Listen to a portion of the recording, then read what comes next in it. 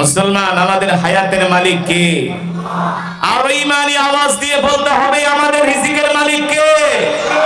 আমরা কার গোলাম? আরো জোরে বলতে হবে আমরা কার গোলাম?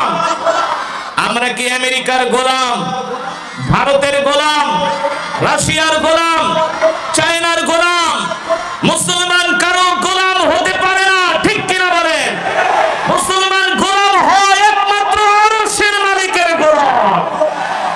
আজকে সারা পৃথিবীতে আমরা মুসলমান আল্লাহর গোলামি না করে আজকে মুসলমান আমেরিকার গোলামি করে, আজকে মুসলমান ভারতের গোলামি করে, আজকে মুসলমান রাশিয়ার গোলামি করে, আজকে মুসলমান চায়নার গোলামি করে।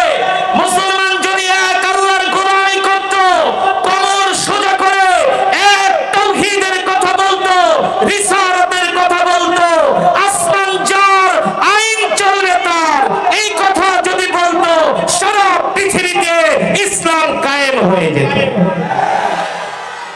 ঠিক কিনা বলুন? সারা পৃথিবীতে ইসলাম কায়েম হয়ে যেত। আজকে মুসলমান সারা পৃথিবীতে 250 কোটি মুসলমান আছে। 250 কোটি মুসলমান থাকা সত্ত্বেও পৃথিবীর 1/3 হলো মুসলমান। আজকে মুসলমান আমেরিকাকে ভয় পায়, আজকে মুসলমান রাশিয়াকে ভয় পায়। মুসলমান আমেরিকা রাশিয়াকে ভয় না পেয়ে আসমানের মালিক জমিনের মালিককে যদি ভয় পেত, আসমানের মালিক জমিনের মালিক এই পৃথিবীর রাজত্ব মুসলমানের হাতে তুলে দিত। ঠিক কিনা বলেন? আফগানিস্তানের মোল্লারা, আফগানের তালেবানরা, তারা আল্লাহ ছাড়া কারো সামনে মাথা নত করে। এই কারণে আল্লাহ তাদের হাতে রাজত্ব তুলে দিয়েছেন। ঠিক কিনা বলেন? আজকে তারা পৃথিবীর নেতৃত্ব দিচ্ছে। আজকে পৃথিবীর সুপার পাওয়ার আমেরিকা আফগানিস্তানের মতো একটা রাষ্ট্রকে তারা ভয় পায়। 20 বছর তালেবানের মার খেয়ে, মোল্লাদের মার খেয়ে তারা আফগান থেকে লেজ গুটিয়ে পালিয়ে যেতে বাধ্য হয়েছে। ঠিক কিনা বলেন? আমরাও যদি সেই আল্লাহ তাআলার গোলামি করতাম, যেই কোরআন আল্লাহ তাআলা বিশ্ব নবীর উপরে নাজিল করেছে, এই কোরআন আল্লাহ খতম করার জন্য শুধু নাজিল করে নাই, এই কোরআন শুধু মিলাদ পড়ার জন্য নাজিল হয় নাই, এই কোরআন দিয়ে দোকান উদ্বোধন হবে, ব্যবসা প্রতিষ্ঠান উদ্বোধন হবে, ব্রিজ কালভার্ট উদ্বোধন হবে। এই কারণে আল্লাহ কোরআন নাজিল করে নাই, আল্লাহ কোরআন নাজিল করেছে। আল্লাহ তার হাবিবকে বলেছেন আলা লাহুল খালক ওয়াল আমর তাবারাকাল্লাহু রাব্বুল আলামিন। নবী আপনি কাফেরদের সামনে, আবু জেহেল আবু লাহাবের সামনে বুক উঁচু করে কমর সোজা করে ঘোষণা দিয়ে দেন, এ মক্কার কাফেররা শুনে রাখো, আমি আল্লাহর পয়গম্বর মুহাম্মদ সাল্লাল্লাহু আলাইহি ওয়াসাল্লাম ঘোষণা করতেছি, আজ থেকে আসমান যার আইন চলবে তার, জমিন যার বিধান চলবে তার। ঠিক কিনা বলেন? কিছু মুসলমান মনে করে আল্লাহ কোরআন নাজিল করছে শুধু খতম পড়ার জন্য। কথা বলেন? জানেন না? তারা মনে করছে কোরআন এটা শুধু মিলাদ পড়ার জন্য, কোরআন এটা শুধু দোকান উদ্বোধন করার জন্য। ওরা কোরআন দিয়া শুধু খতম পড়াবে আর বাংলাদেশের সংসদ চলবে ব্রিটিশের আইনে, এটা হতে পারে না। বাংলাদেশের আইন আদালত চলবে ব্রিটিশের আইনে, এটা হতে পারে না। বাংলাদেশের মন্ত্রণালয় চলবে আমেরিকার আইনে, এটা হতে পারে না। ঠিক কিনা বলেন? কোরআন হলো পৃথিবীর শ্রেষ্ঠ কিতাব। হ্যাঁ, আজ পর্যন্ত কোরআনের মধ্যে কেউ একটা নক্তা জের জবর পেশের পরিবর্তন করতে পেরেছে? পারবে? কিয়ামত পর্যন্ত পারবে? যালিকাল কিতাবু লা রাইবা ফীহি হুদাল লিল মুত্তাকিন। আল্লাহ তাআলা বলছেন, নবী আমি আল্লাহ আপনার উপর যেই কোরআন নাজিল করেছি, এই কোরআনের ভিতরে কোনো সন্দেহ নাই, সন্দেহের অবকাশ নাই। যেই কোরআনের মধ্যে কোনো সন্দেহ নাই, সন্দেহের অবকাশ নাই, ওই কোরআনকে সংবিধান মানতে সমস্যা কি? ঠিক কিনা বলেন? একদল আসে আর একদল যায়, একদল সংবিধানে কাটছাট করে আর একদল সংবিধানকে পাল্টায়া দেয়। কিন্তু আল্লাহর কোরআন ওহির কালাম, এই সংবিধান পৃথিবীর কোন মানুষের পাল্টানোর ক্ষমতা নাই। আছে যেই সংবিধান আল্লাহ প্রদত্ত, যেই সংবিধান আল্লাহ তাআলা বিশ্ব নবীর উপরে নাজিল করেছেন, তাহলে এই সংবিধান দিয়ে রাষ্ট্র চালালে দোষ কি? এই সংবিধান দিয়ে সংসদ চললে দোষ কি? এই কোরআন দিয়ে মন্ত্রণালয় চললে দোষ কি? ঠিক কিনা বলেন? কিন্তু কিছু মুসলমানের সামনে এই কোরআনের কথা যদি বলি, কোরআন দিয়ে রাষ্ট্র পরিচালনা করতে হবে, তাহলে তাদের মজা লাগে না। লাগবে কিভাবে? তারা তো আমেরিকা ইসরায়েলের গোলাম, তারা তো ভারতের দালাল। ঠিক কিনা বলেন? আমরা হলাম মদিনাওয়ালার দালাল। ঠিক কিনা বলেন?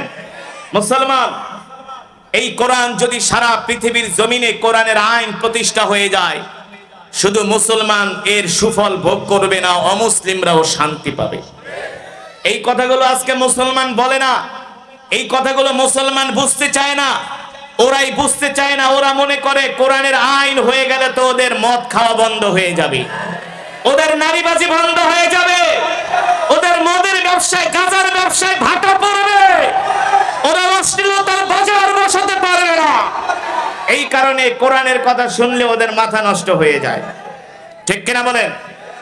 সৌদির যিনি বাদশা ছিলেন, ফয়সাল বিন আব্দুল আজিজ রহমতুল্লাহ আলাই, সৌদি আরবের ইতিহাসে সবচেয়ে আল্লাহওয়ালা বাদশা ছিলেন।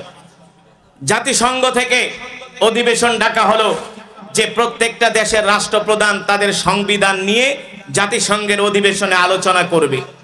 আমেরিকার প্রেসিডেন্ট তার দেশের সংবিধান নিয়ে গেলেন, রাশিয়ার প্রেসিডেন্ট তার দেশের সংবিধান নিয়ে গেলেন, জার্মানির প্রেসিডেন্ট তার দেশের সংবিধান নিয়ে গেলেন, ভারতের প্রেসিডেন্ট তার দেশের সংবিধান নিয়ে গেলেন, সৌদি আরবের প্রেসিডেন্ট তিনিও তার দেশের সংবিধান নিয়ে গেলেন।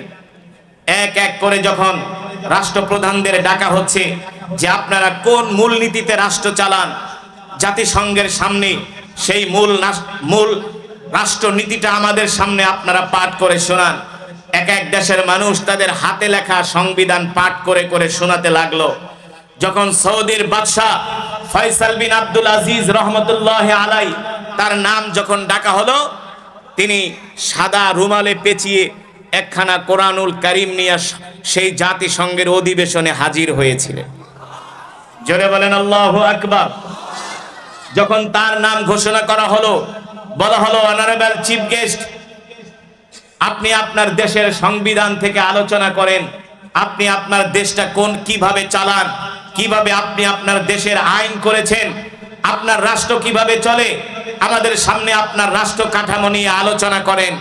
সৌদির বাদশাহ ফয়সাল বিন আব্দুল আজিজ রহমতুল্লাহ আলাই তিনি প্রথমেই সূরাতুল ফাতিহা পাঠ করলেন। সূরাতুল ফাতিহা পাঠ করে তিনি সূরাতুল বাকারা থেকে পাঠ করা শুরু করলেন। সৌদির বাদশার এই তেলাওয়াত শুনে সেই দিন জাতিসংঘের যিনি মহাসচিব ছিলেন তিনি বললেন, আমি তো আপনার দেশের সংবিধান নিয়ে আলোচনা করতে বলেছি, আপনার ধর্মগ্রন্থ তো আমি পাঠ করতে বলি নাই।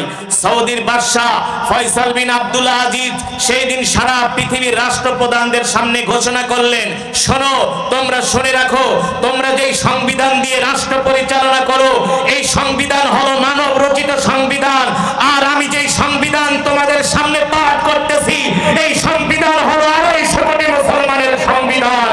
এই সংবিধান পৃথিবীর কোন রাষ্ট্র নেতারা প্রণয়ন করে নাই, এই সংবিধান পৃথিবীর কোন রাষ্ট্র নেতারা লেখে নাই, এই সংবিধান হচ্ছে আরশের মালিক আল্লাহ তাআলা আমাদেরকে সংবিধান দিয়েছেন, গোটা 30 পারা কোরআন, আর এই কোরআন হলো মুসলমানের সংবিধান।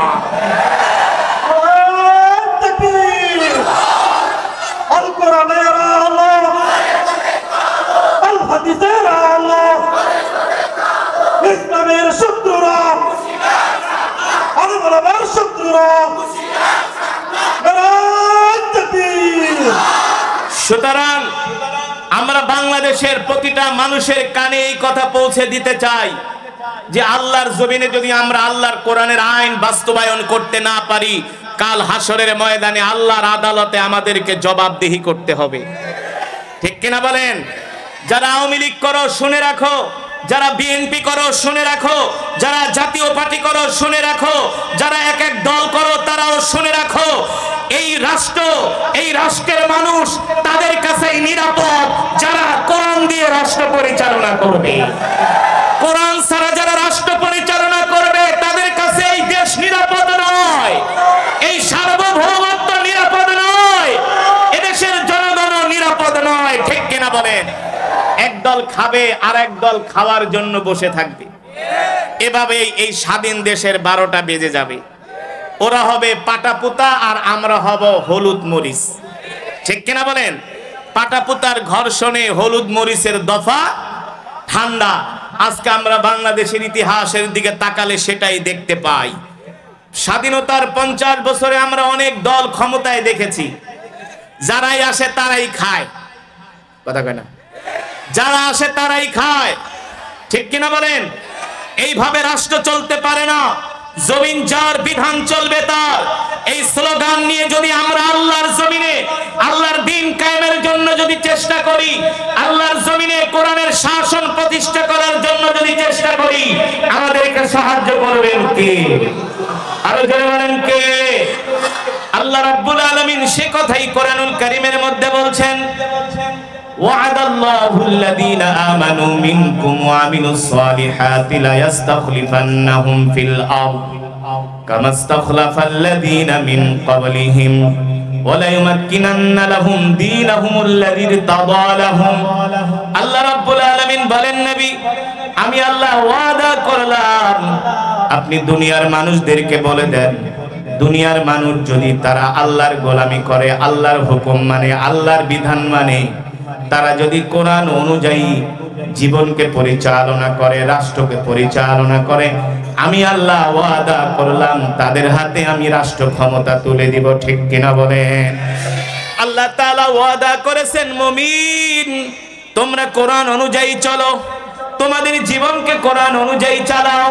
যদি তোমরা কোরআন অনুযায়ী চলতে পারো, তোমাদের জীবনকে যদি কোরআন অনুযায়ী চালাও, আমি আল্লাহ শুধু রাষ্ট্র ক্ষমতাই তোমাদের হাতে তুলে দিব না, রাজত্বই তোমাদের হাতে তুলে দিব না, আমি আল্লাহ জমিন থেকে আসমান থেকে তোমাদের জন্য বরকত বের করে দিব। ঠিক কিনা বলে? আল্লাহ তাআলা বলেছেন, জমিন থেকে আসমান থেকে তোমাদের জন্য আমি বরকত বের করে দিব। যদি এই দেশে কোরআনের রাজ কায়েম হয়ে যায়, আল্লাহ তাআলা আসমান থেকে বরকত দিবেন, মাটির নিচ থেকে বরকত দিবেন। যেমন করে আফগানিস্তানে আগে একটা গাছে যেখানে ডালিম হতো 5 কেজি, সেখানে এখন ডালিম হয় 20 কেজি। আফগানের মানুষরা বলেছে কোরআনের শাসন কায়েম করার কারণে আল্লাহ বরকত ঢেলে দিয়েছেন। এ কারণে মুসলমান আমরাও যার যার জায়গা থেকে আল্লাহর জমিনে আল্লাহর দ্বীন, আল্লাহর কোরআনকে প্রতিষ্ঠিত করার জন্য, আল্লাহর কোরআনের আইন বাস্তবায়ন করার জন্য আমরা যার যার জায়গা থেকে চেষ্টা করব তো ইনশাআল্লাহ। চেষ্টা করব তো ইনশাআল্লাহ। 2024 সালে 5ই আগস্টে এই দেশের নতুন স্বাধীনতার জন্য 1000 যুবক জীবন দিয়েছে। আল্লাহর জমিনে দ্বীন কায়েমের জন্য 1000 নয়, 1 লাখ নয়, 2 লক্ষ নয়, যদি 10 লক্ষ যুবকের জীবন দিতে হয়, আল্লাহর জমিনে দ্বীন কায়েমের জন্য আমরা রাজি আছি। ঠিক কিনা বলেন?